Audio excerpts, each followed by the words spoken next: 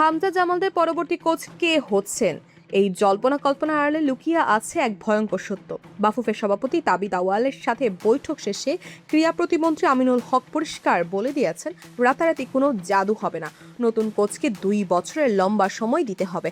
কিন্তু প্রশ্ন হলো, বাফুফের ভেতরে যে সিন্ডিকেট এতদিন কোনো বিদেশি কোচকে স্বাধীনভাবে কাজ করতে দেয়নি, তারা কি এবার চুপ করে থাকবে? মন্ত্রী পরিষ্কার জানিয়েছেন, নতুন যে কোচই দায়িত্ব নেন না কেন, তাকে অন্তত 2 বছরের নির্ধারিত সময় ও পূর্ণ স্বাধীনতা দিতে চান মন্ত্রণালয়। কিন্তু ফুটবল মহলের মূল সংশয় অন্য জায়গায়। প্রতিমন্ত্রী নতুন কোচকে স্বাধীনতা দিতে চাইলেও বাফুফের ভেতরেই সেই অদৃশ্য সিন্ডিকেট কি তা হতে দেবে?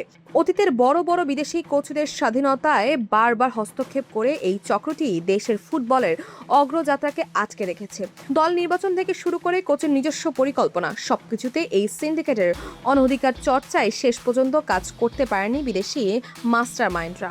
কোচদের নিজস্ব একটা ফিলোসফি থাকে, দল সাজানোর নিজস্ব কৌশল থাকে, কিন্তু আমাদের বাফুফে ভবনের ভেতরে সিন্ডিকেট সবসময় চেয়েছে কোচরা যেন তাদের ইশারায় চলে, পুতুল নাচের মতো দল সাজায়।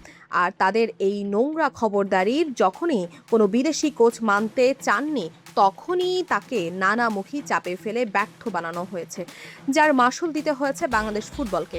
বছরের পর বছর ধরে এই চক্রটি দেশের ফুটবলের অগ্রযাত্রাকে টেনে ধরে রেখেছে। তাই এবার ক্রিস কোলম্যানের মতো হেভিওয়েট কোচকে আনার আগে এই প্রভাবশালী সিন্ডিকেটের হাত পা ভেঙে ফেলাই ক্রীড়া মন্ত্রণালয়ের মূল লক্ষ্য হওয়া উচিত। কারণ এই চক্র ধ্বংস না হলে অর্ধ কোটি টাকা কেন, মাসে 5 কোটি টাকা খরচ করলেও কোনো লাভ হবে না।